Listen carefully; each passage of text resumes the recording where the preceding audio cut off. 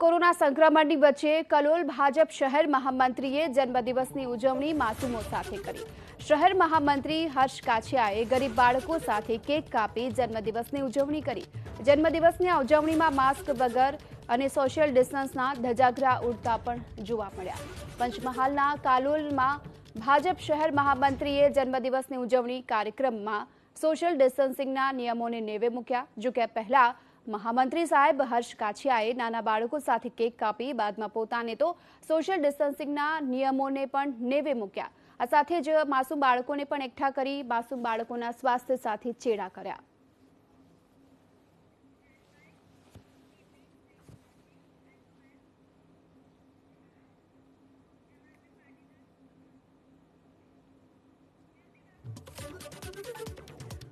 જન્મદિવસની આ ઉજવણી માસૂમો સાથે કરી હતી કાલોલના ભાજપના મહામંત્રીએ, પરંતુ આ દરમિયાન સોશિયલ ડિસ્ટન્સિંગ અને માસ્કના નિયમોનું પાલન કરવામાં ન આવ્યું।